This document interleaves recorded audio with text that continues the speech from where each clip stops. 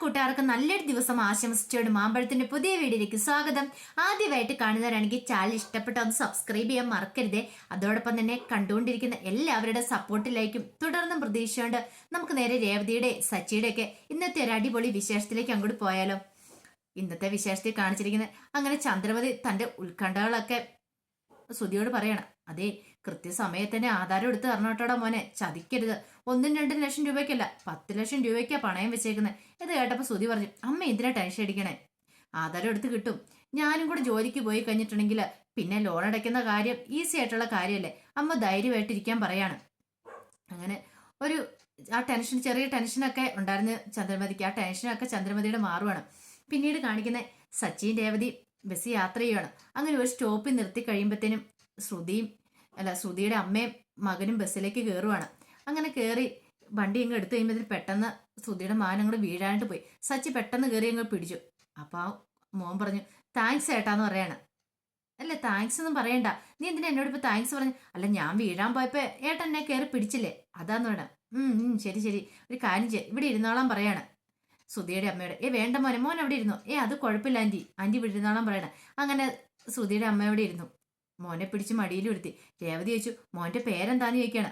ആദിദേവ് എന്ന് പറയാ. ഈ പേര് കേട്ടതും സച്ചി പറഞ്ഞു, കൊള്ളാലോ, വലിയ നീണ്ട പേരാണല്ലോടാ, ഒരു ദിവസം വേണമല്ലോ എന്ന് പറയണം വിളിക്കാനായിട്ട്. അല്ല, രേവതി ചോദിച്ചു, അല്ലെ നിന്റെ അച്ഛനും അമ്മയും ഇട്ടതായിരിക്കും അല്ലേന്ന് ചോദിക്കണം. പെട്ടെന്ന് പറഞ്ഞു, ഇല്ല, എനിക്ക് അച്ഛനും അമ്മയും ഇല്ലാന്ന് പറയണം. എന്ത് ചെയ്യണം വല്ലാത്തൊരു അവസ്ഥയായി സച്ചിക്കും രേവതിക്കും. സോറി കേട്ടോ, എനിക്ക് അറിയില്ലായിരുന്നു, ഞാൻ അറിയാതെ ചോദിച്ചു പോയതെന്ന് പറയണം.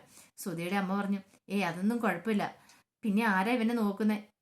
എനിക്ക് ഒരു മോളേ ഉള്ളൂ, എൻ്റെ മോളെ നോക്കുന്നേന്ന് പറയാണ്.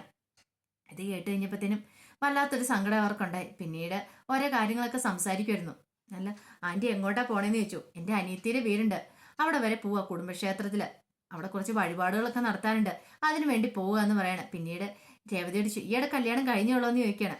അത് കേട്ടപ്പോ സച്ചി ചോദിച്ചു, അതെന്താ അങ്ങനെ ചോദിച്ചേ? അല്ല, കണ്ടാ മനസ്സിലാവും, ഇതൊക്കെ കണ്ടാ മനസ്സിലാക്കാൻ പറ്റുമോ എന്ന് ചോദിക്കുകയാണ്. ഇതിന് മറുപടിയായിട്ട് ശ്രുതിയുടെ അമ്മ ഒന്ന് ചിരിക്കുക മാത്രം ചെയ്തേ. പിന്നീട് അവരങ്ങനെ പരിചയപ്പെട്ട് സംസാരിച്ച് അങ്ങോട്ട് പോവായിരുന്നു. ഈ സമയത്ത് ചന്ദ്രമതിയും രവീന്ദ്രനും ശ്രുതിയെല്ലാം കൂടി ക്ഷേത്രത്തിലേക്ക് വരുമായിരുന്നു. ക്ഷേത്രത്തിൽ വന്നും പറഞ്ഞു, അല്ല രേവതി ഇങ്ങോട്ട് വരുമെന്ന് പറഞ്ഞിട്ട് രേവതിയുടെ വീട്ടുകാരെ ഒന്നും കണ്ടില്ലോ എന്ന് രവീന്ദ്രൻ പറയാം. പെട്ടെന്ന് ശ്രുതി പറഞ്ഞു, ഇവിടെ കാണും, നേരത്തെ വരാന്ന് പറഞ്ഞിട്ടുണ്ടെന്ന് പറയണം. അങ്ങനെ നോക്കുമ്പോ രേവതി മീരയും കൂടെ അങ്ങോട്ട് വരുന്നേ. അപ്പൊ രവീന്ദ്രൻ ചോദിച്ചു, അച്ഛൻ എന്തിയ മോളേന്ന് ചോദിക്കുകയാണ്. അല്ല, അച്ഛൻ വന്നിട്ടല്ല അങ്കിളെ. അതെന്താ? അല്ല, അച്ഛന് തിരക്കൊണ്ട് വരാൻ പറ്റില്ലെന്ന് അറിയിച്ചു. അല്ല, ഇങ്ങനെയുള്ള കാര്യങ്ങളൊക്കെ നടക്കുന്ന സമയത്ത് മുതിർന്നവരാരും വേണ്ടേ, അച്ഛൻ വേണ്ടേ, അല്ലെങ്കിൽ വേണ്ടപ്പെട്ടവരാരെങ്കിലും വേണ്ടേ, അങ്ങനെ ബന്ധുക്കാരൊന്നും വന്നിട്ടില്ലേന്ന് ചോദിക്കുകയാണ്. അല്ല, എനിക്ക് പറയത്തക്ക ബന്ധുക്കാർ ഇവിടെ ആരും ഇല്ല, അതാന്ന് പറയണ. ഞാൻ ആ കാര്യങ്ങളൊക്കെ പറഞ്ഞിട്ടുണ്ടായിരുന്നല്ലോ എന്ന് പറയണം. പെട്ടെന്ന് ചന്ദ്രമതി പറഞ്ഞു, അതെ, ഇതിനെക്കുറിച്ചൊന്നും സംസാരിച്ചേക്കാൻ സമയമില്ല, നമുക്ക് പെട്ടെന്നും കൂടി ജ്യോത്സ്യനെ കാണാൻ പോകാന്ന് പറയണം. ഭാമ ചോദിച്ചു, അല്ല അപ്പുറത്തെ ജ്യോതിശാലയുണ്ടല്ലോ, നീ പിന്നെ എന്തിനാ ഈ ക്ഷേത്രത്തിലേക്ക് വന്നേന്ന് ചോദിക്കണം.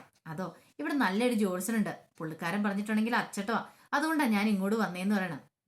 ശരി ശരി, അങ്ങോട്ട് പോകാന്ന് പറയുമ്പോൾ രവീന്ദ്രൻ പറഞ്ഞു, അതെ, എനിക്കൊരു കാര്യം സംസാരിക്കാണ്ടെന്ന് പറയാണ്. 1 മിനിറ്റ് അവിടെ നിൽക്കാൻ പറയണം. ചന്ദ്രൻ വെച്ച്, എന്താ? എനിക്ക് സുധിയോടെ സംസാരിക്കാളെന്ന് പറയും. ഇങ്ങോട്ട് വന്നേടാന്ന് പറഞ്ഞിട്ട് സുധീനെ അങ്ങോട്ട് വിളിച്ചുകൊണ്ട് പോവാണ്. അല്ല, ഞാൻ ഒരു കാര്യം ചോദിച്ചേട്ടാ സുധി, നീ കാണിക്കുന്നത് ശരിയാണെന്ന് ചോദിക്കണം. എന്താച്ചാ?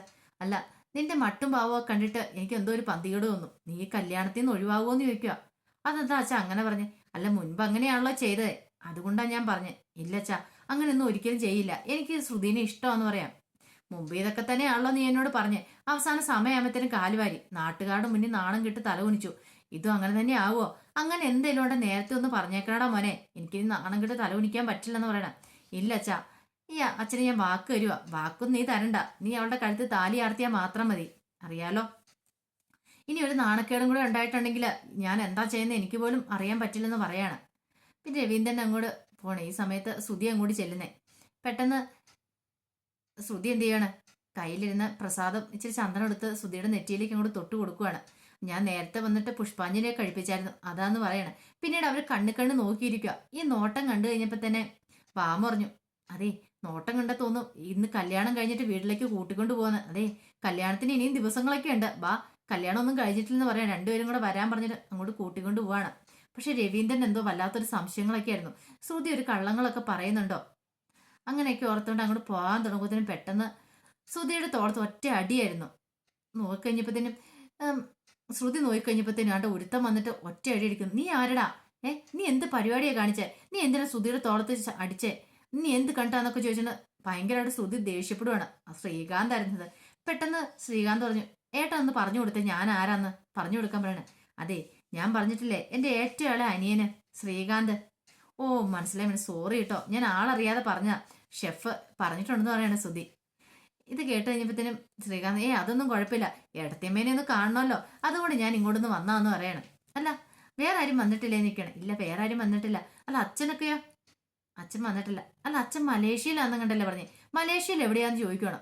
പെട്ടെന്ന് ശ്രുതി കിടന്ന് പരുമാണ്. ശ്രുതിക്ക് എന്തേലും പേര് പറയാനുണ്ടോ? ശ്രുതിയുടെ പരിമല കണ്ടപ്പോഴത്തേനും ശ്രീകാന്ത് ചോദിച്ചു, അല്ല മലേഷ്യ തന്നെ അല്ലേ, അതോ വെറുതെ കള്ളം പറഞ്ഞാണെന്ന് ചോദിക്കും.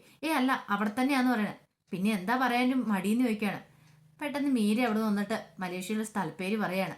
ഇത് കേട്ട് കഴിഞ്ഞപ്പോൾ ശ്രുതി, ഞാൻ ശരി അവിടെ തന്നെയാന്ന് പറയാണ്. അല്ല പിന്നെന്താ ശ്രുതി അതിനെക്കുറിച്ച് പറയായിരുന്നേ? അല്ല അവിടെയായിരുന്നു, ഇപ്പം വേറെ സ്ഥലത്തേക്ക് മാറുന്ന കാര്യം പറഞ്ഞായിരുന്നു. അപ്പം അത് കൃത്യമായിട്ട് ആ സ്ഥലപ്പേര് എന്നോട് പറഞ്ഞു തന്നിട്ടില്ല, അതാന്ന് പറയണേ. അല്ല അവിടെ നല്ല ഹോട്ടലുകളൊക്കെ ഉണ്ടോ? അവിടുത്തെ ഫേമസ് ഹോട്ടലിന്റെ പേരെന്താന്ന് ചോദിക്കണം. വീണ്ടും ശ്രുതി പെട്ടു.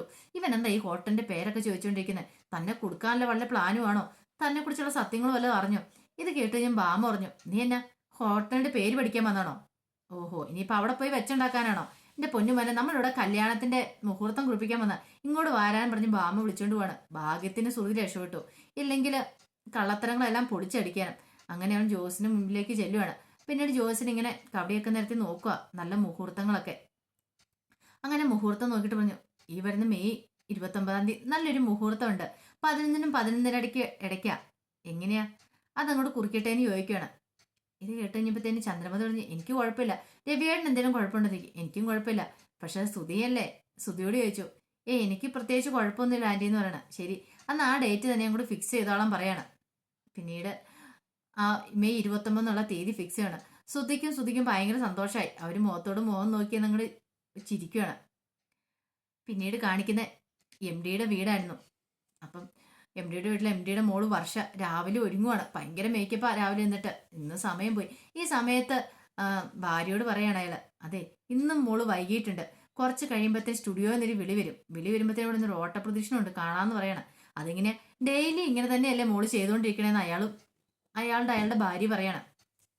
പെട്ടെന്ന് വർഷ കണ്ണാടി മുന്നിൽ നിന്ന് ഒരുങ്ങിയിട്ട്, ശരിയായിട്ടില്ല, ഈ സാരില്ല, ഇച്ചിരി സമയം പോയാലെങ്കില, സുന്ദരി ആവാൻ വേണ്ടിയിട്ടല്ലേ, സുന്ദരിയായിട്ട് വേണമല്ലോ പോവാന് എന്നൊക്കെ ഒന്നുകൂടെ കണ്ണാടിക്ക് മുന്നിൽ നിന്ന് അവസാന ഫിനിഷിങ് നടത്തുവാണ്. പിന്നീട് താഴേക്ക് ഇറങ്ങി വരുക. ഇപ്പൊ തന്നെ സ്റ്റുഡിയോ എന്നുള്ള വിളി വരുമെന്ന് പറഞ്ഞ് തീരുവല്ല, വർഷയുടെ ഫോണിലേക്ക് വിളി വരുവാണ്. അതെ സാർ, ഇപ്പൊ തന്നെ ഞാൻ വരാം, ഒരു 5 മിനിറ്റ് എന്ന് പറയണം. അതെ, നീ എന്തിനാ വർഷ ഇങ്ങനെ ഈ മരണപ്പാച്ചിൽ വായുന്നേ? നിനക്ക് കുറച്ച് നേരത്തെ എഴുന്നേറ്റ എന്താന്ന് ചോദിക്കുവാണ്. അത് ഞാൻ മമ്മിയോട് പറഞ്ഞല്ലേ എന്നെ നേരത്തെ വിളിക്കണമെന്ന്, 6 മണിക്ക് വിളിക്കണമെന്ന്, എന്നിട്ട് വിളിച്ചോന്ന് ചോദിക്കണം. ഞാൻ വിളിച്ചായിരുന്നു, നീ എഴുന്നേറ്റില്ലോ, എത്ര വട്ടം നിന്റെ കഥയെ ഒന്ന് മുട്ടിന്ന് ചോദിക്കുകയാണ്. ഇത് കേട്ട് കഴിഞ്ഞപ്പോഴത്തേനും പറഞ്ഞു, അതെ ഞാൻ ഇച്ചിരി അങ്ങോട്ട് കിടന്ന് ഉറങ്ങിപ്പോയി അമ്മേ.